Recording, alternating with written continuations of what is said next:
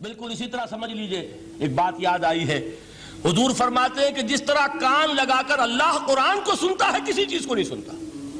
ہمیں نظر نہیں آتا نا، ہمیں معلوم نہیں، ہم قرآن پڑھ رہے ہیں تو سننے والا کون ہے؟ سب سے زیادہ کان لگا کر خود اللہ۔ یہاں اس لیے مجھے یاد آیا کہ ابو موسیٰ اشعری کو کیا پتا تھا کہ کون سن رہا ہے؟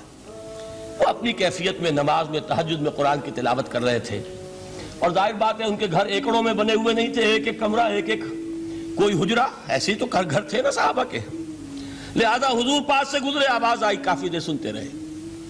اس کے بعد آپ تشریف لے گئے، صبح فجر میں ملاقات ہوئی تو حضور نے تحسین کے انداز میں فرمایا، یا ابا موسیٰ انک قد اوتیت مزمارا من مزامیر آل داؤد، اے ابو موسیٰ تمہیں تو آل داؤد کے سازوں میں سے ایک ساز اللہ نے عطا فرما دیا ہے۔ جس طرح حضرت داؤد لہن داؤدی مشہور ہے کہ جب وہ پچھلے پہر رات کو حمد کے ترانے الاپتے تھے، قرآن میں ہے کہ پرندے شامل ہو جاتے تھے ساتھ، اور پہاڑ وجد میں آتے تھے، پہاڑ بھی ان کے ساتھ شریک ہوتے تھے۔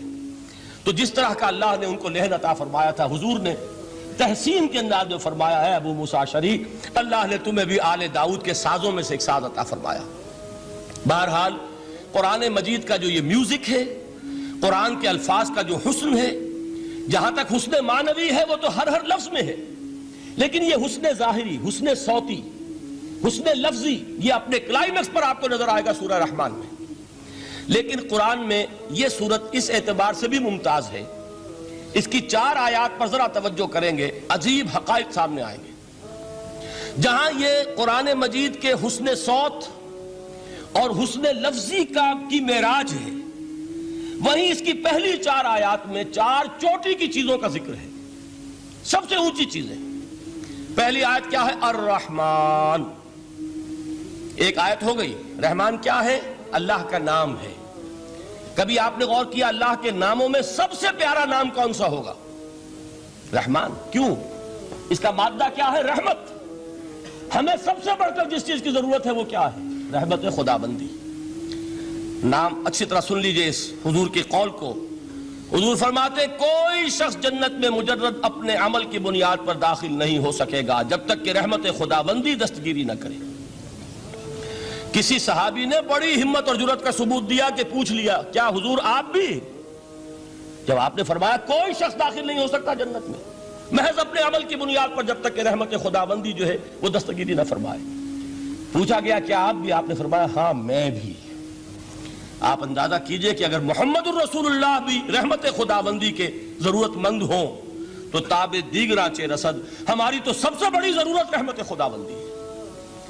اب یہ رحمت جو ہے قرآن مجید میں اللہ تعالیٰ کی یہ شان 2 الفاظ کے ذریعے سے آتی ہے، رحیم اور رحمان۔ اور کوئی مادہ نہیں ہے جس سے 2 نام بنتے ہوں اللہ کے، لیکن یہ مادہ ہے واحد رحمت کا کہ جس سے رحمان بھی ہے رحیم بھی ہے۔ رحیم صفت مشبہ ہے، رحمت دائم ہو جائے گی، مستقل ہوگی تو رحیم کہیں گے۔ اور رحمان، اس میں رحمت کی ہے وہ شان ہے کہ جیسے ٹھاٹھے مارتا ہوا سمندر ہو، ہیجان کی کیفیت، طوفانی کیفیت، رحمت خداوندی کا طوفانی جوش، وہ ہے رحمان۔ آپ تو رہتے اس علاقے میں ہیں، آپ کو معلوم ہے عرب اگر بھوکا مرا جا رہا ہو تو کیا کہے گا؟ انا جوعان۔ پیاسا مرا جا رہا ہو انا عطشان۔ بہت غضبناک ہوگا غضبان، غضبان آصفہ قرآن میں آیا ہے، بہت غضبناک۔ رحمان جس کی رحمت جو ہے جوش میں ہے، ٹھاٹھے مارتے ہوئے سمندر کے مانند۔ تو یہ اللہ تعالیٰ کے ناموں میں سب سے پیارا نام۔ اب آگے چلیے، الرحمن علم القرآن، رحمان نے قرآن سکھایا۔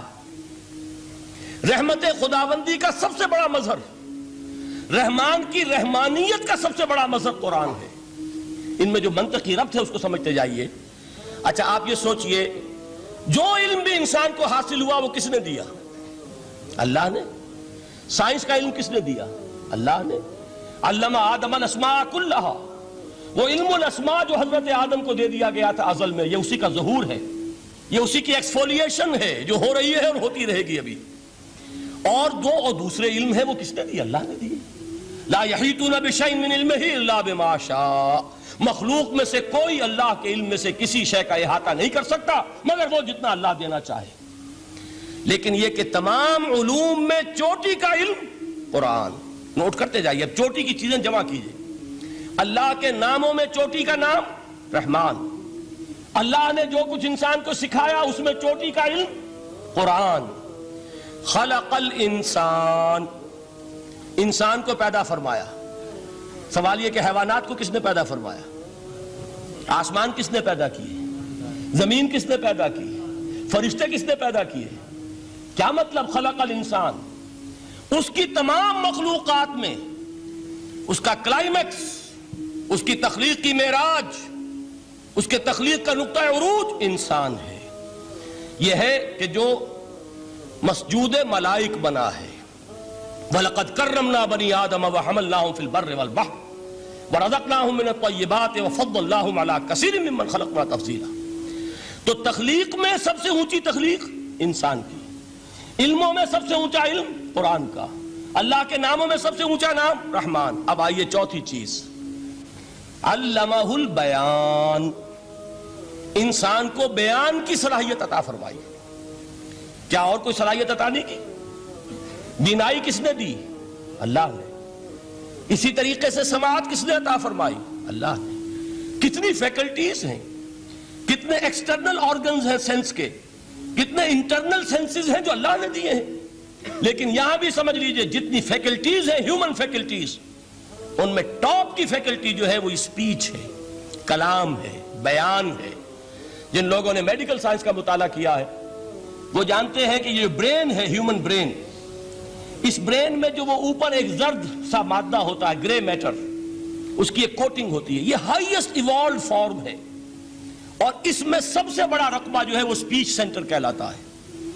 اسی لیے انسان کو حیوان ناطق کہتے ہیں. حیوان کے اور انسان کے مابین امتیاز قائم کیا گیا، نطق، گویائی، بولنا. اب یہ کیا چیز ہوئی؟ انسان کی صلاحیتوں میں سے سب سے اونچی صلاحیت. 4 آیتیں ہو گئی نا. اللہ کے ناموں میں سب سے چوٹی کا نام رحمان. اس نے جو علوم پیدا کیے ان میں چوٹی کا علم قرآن. اس نے جو مخلوقات پیدا فرمائی ان میں چوٹی کی مخلوق انسان. انسان کو جو صلاحیت اور استعدادات عطا فرمائی ان میں چوٹی کی استعداد بیان. جمع کیجئے، نتیجہ کیا نکلے گا؟ وہ نتیجہ ایک حدیث نبوی کی شکل میں سامنے آتا ہے. پہلی حدیث میں نے یہی پڑھی تھی، اس کے راوی کون ہے؟ عثمان ابن عفان. میں حیران ہوتا ہوں وہ قافیہ یہاں بھی موجود ہے، رحمان قرآن، بیان انسان، عثمان عفان. باپ کا نام بھی اسی وزن پر ہے، عثمان ابن عفان. عن عثمان ابن عفان رضی اللہ تعالی عنہ قال قال رسول اللہ صلی اللہ علیہ وسلم. حضرت عثمان شہید مظلوم ذو النورین رضی اللہ تعالی عنہ فرماتے ہیں کہ اللہ کے رسول صلی اللہ علیہ وسلم نے فرمایا، خیرکم من تعلم القرآن وعلمہ. تم میں سے بہترین لوگ وہ ہیں جو قرآن سیکھیں اور سکھائیں. قوت بیان جو تمہاری ٹاپ فیکلٹی ہے، اس کا استعمال کسی گھٹیا کام کے لیے نہیں ہونا چاہیے. دیکھیے اردو میں محاورہ ہے کہ توپ سے مکھی نہیں ماری جاتی. توپ بنائی گئی ہے کسی بڑی شے کے لیے، مکھی مارنے کے لیے توپ استعمال نہیں ہوتی. یہ قوت بیان جو ہے، جو ٹاپ موسٹ فیکلٹی ہے ہیومن، جو فیکلٹیز ہیں ان میں سے، اس کا استعمال بھی ٹاپ موسٹ ہونا چاہیے. قرآن کو بیان کرو. وہ جیسے کہ علامہ اقبال نے کہا ہے، بلکہ غالباً ان کے قبر پر آس پاس جو اشعار لکھے ہوئے ان میں سے ایک یہ بھی ہے، اگر یک قطرہ خونداری، اگر مشتے پرے داری، بیابامن تو آموزم طریق شاہ بازی را. اگر تمہارے اندر ایک قطرہ بھی خون کا ہے اور مٹھی بھر بھی پر اگر اللہ نے دیے ہیں تو میرے پاس آؤ کہ میں تمہیں شاہبازی کے طریقے سکھاؤں.